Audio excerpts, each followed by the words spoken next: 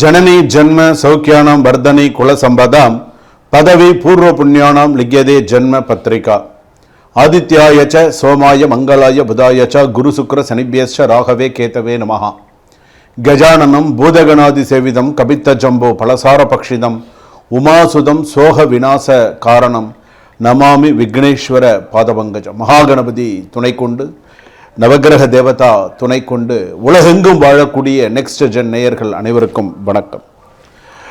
நான் உங்கள் doctor V Rajkumar Sivachariyar பேசுகிறேன். எல்லாரும் எப்படி இருக்கீங்க? நலமா இருப்பீங்க நம்புறேன். தற்போது நான் பார்க்கக்கூடியது 12 ராசிகளுக்கான குணாதிசயங்கள். இந்த ராசியில் பிறந்தவங்க இவங்க இப்படி தாங்க இருப்பாங்க, இதை மாற்ற முடியாது.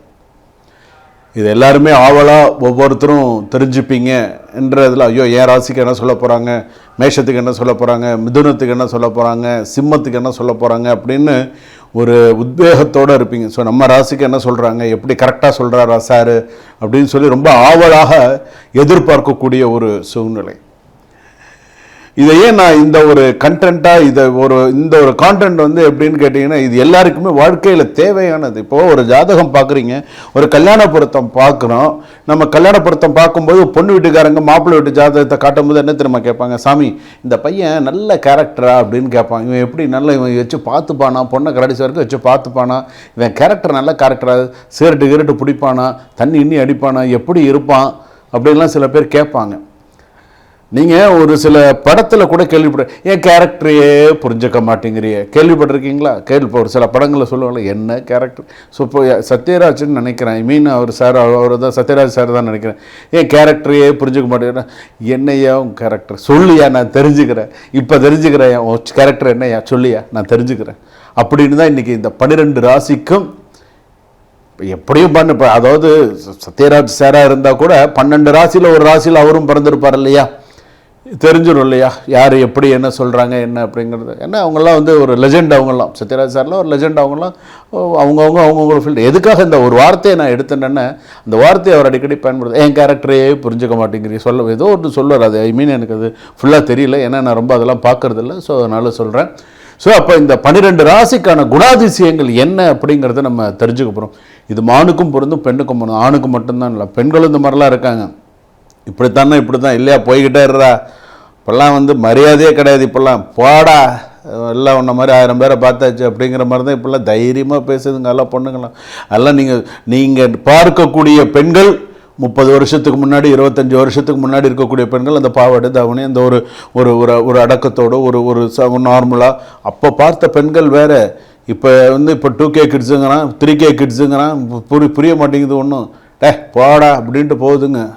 அதெல்லாம் முன்னாடி மாதிரிலாம் கிடையாது. இப்போ காலங்கள் மாற எல்லாம் மாறிடுது. ஸோ வாங்க வீடியோக்குள்ளே போவோம். 12 ராசிக்கான குணாதிசயங்கள்லாம் கேரக்டர் வைஸ் எப்படி இருக்குது என்னங்கிறத விலாவரியாக பார்ப்போம். கடைசி வரைக்கும் வீடியோ ஸ்கிப் பண்ணாமல் பாருங்கள், ப்ளஸ் மைனஸ் எல்லாமே தெரிஞ்சுப்பீங்க. மகர ராசி நேயர்களை, உத்திராடம் மகர ராசி, திருவோணம் மகர ராசி, அவிட்டம் மகர ராசி.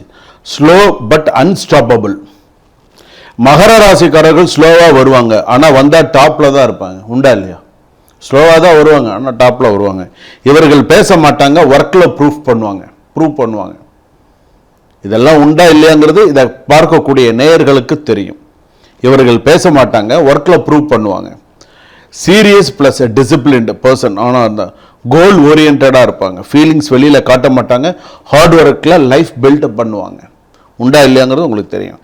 இவங்களோட கேரக்டர் சைலண்ட்டு ஸ்ட்ரிக்ட் ரெண்டுமே உண்டு. பெண்கள் வந்து பார்த்தீங்கன்னா responsible plus strong, family plus career balance, இது ரெண்டுமே பார்ப்பாங்க. லைஃப்பை ப்ராக்டிக்கலாக ஹேண்டில் பண்ணுவாங்க. Emotional control strong sometimes. அதே போல் லவ் லேட் எக்ஸ்ப்ரெஸ் பண்ண மாட்டாங்க. லவ் இருக்குது பட் ஆக்ஷனில் தான் காட்டுவாங்க. ரொமான்டிக் குறைவு. இவங்ககிட்டலாம் சும்மா ரொமான்டிக்காலாம் பேச முடியாது. எரிஞ்சு விடுவாங்க. சில நேரத்தில் ரொமான்டிக்காலாம் பேச முடியும். ஆமாம் புதுசாக வந்துருச்சு உனக்கு அப்படின்வாங்க, ஏதாவது ஒன்று சொல்லுவாங்க. இந்த ஆனால் பட் ஆக்ஷனில் காட்டுவாங்க. லவ் இருக்காது பட் ஆக்ஷனில் காட்டுவாங்க. அப்படின்னா நம்ம புரிஞ்சுக்கணும், அவ்வளோதான். ரொமான்டிக் குறைவு, கோல்டு பிஹேவியர். மேரேஜ் லைஃப் அப்படின்னு எடுத்துட்டோன்னா stable, responsible, long term bonding எல்லாமே இருக்கும். எமோஷ்னல் கேப் வரலாம். அதே போல் அஃபெக்ஷன் குறைவு ப்ராப்ளம்லாம் இருக்குது. அதே போல் வந்து பார்த்தீங்கன்னா சில நேரத்தில் ஹார்ட் ஒர்க்கிங், உயர்வு ப்ளஸ் ஸ்லோ பர்மனண்ட்டு. அதே போல் மேனேஜ்மெண்ட்டு, அரசாங்க உத்தியோகத்தில் இருப்பவர்களுக்கெல்லாம் இன்னும் நல்ல சிறப்பாக இருக்கக்கூடிய சூழ்நிலைகள் உண்டு. ப்ரெஷர் அதிகம், வேலையிலையும் சரி மற்ற விஷயத்துலையும் சரி. ஆனால் அந்த ப்ரெஷர் காட்ட மாட்டாங்க, சிரிச்சுட்டே நகர்ந்துருவாங்க. அவங்க கேரக்டர் அவங்க அந்த மாதிரி நல்ல ஓரளவுக்கு ஸ்டடி இன்கம் பண்ணிப்பாங்க. அவங்களோட சேவிங் ஸ்ட்ராங், ஃபினான்ஷியல் பிளானிங் பர்ஃபெக்டாக கரெக்டாக இருக்கும். என்னென்ன நெகட்டிவிட்டி ட்ரைட்ஸ் வந்து பார்த்திங்கன்னா கோல்டு நேச்சர், ஸ்ட்ரிக்ட்டு, ஒர்க்கஹோலிக், அது மாதிரிலாம் இருக்கும். அதே போல் வந்து பாசிட்டிவ் வந்து பார்த்திங்கன்னா discipline, patience, responsibility, long term success, இதெல்லாம் அவங்களுடைய பாசிட்டிவான சில நல்ல விஷயங்கள். என்னென்ன work stress equal to health issue. நீ எவ்வளோக்குள்ள ஸ்ட்ரெஸ்ஸாக ஒர்க் பண்ணுறியோ அவ்வளோக்குள்ள உனக்கு ஹெல்த் இஷ்யூ இருக்கும். எமோஷன் எக்ஸ்பிரஸ் இல்லைன்னா relationship gap, slow decision delay, அந்த மாதிரி சில விஷயங்கள் இருக்கும். ஆனால் இவங்களுக்கான ஒரு சில விஷயங்கள் இருக்குது. இந்த மகர ராசி அப்படின்னு சொல்லும்போது, நான் ஸ்லோவாக வந்தாலும் ஸ்ட்ராங்காக நிற்பேன். என் வெற்றி பேசும், நின்று பேசும்.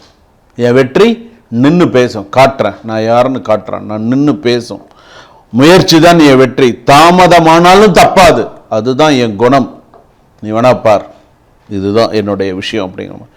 அதாவது மகர ராசிக்காரர்கள் பேச மாட்டாங்க, ஆனால் லைஃப்பில் ப்ரூஃப் பண்ணுவாங்க. எனக்கு டைம் வரும், அப்போ நான் ப்ரூஃப் பண்ணுறேன் நான் யாருன்னு.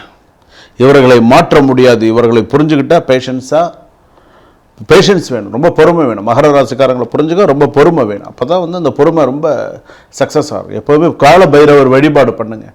எப்போவுமே கால பைரவர் வழிபாடு, சில வழிபாடுகள், சில விஷயங்கள்லாம் பண்ணினோம் அப்படின்னு சொன்னால் நல்லா இருப்பாங்க. சில பேருக்கு கல்யாணம் கூட ரொம்ப சிரமமாக தான் இருக்கும். கல்யாணம் கூட சில பேருக்கு அவ்வளோ சீக்கிரம் நடக்கும் அப்படின்னு சொல்ல முடியாது.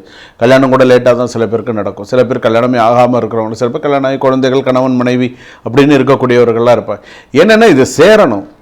இப்போது உதாரணத்துக்கு ஒரு கடகராசி ஒரு மகர ராசி சேருதுன்னா எப்படி இருக்கும், அவங்களோட லைஃப் எப்படி இருக்கும். அதே போல் ஒரு ராசி, இப்போ நான் சொல்கிறேன் இல்லையா அந்த குணாதிசயங்கள், அதுதான் இதில் இம்பார்ட்டன்ட். ஸோ எப்படி இருக்கும், இவங்களுடைய லைஃப் எப்படி பேலன்ஸ்டாக எப்படி, இதுதான் முக்கியமான. சரிங்களா? சுபம், வாழ்க வளமுடன்.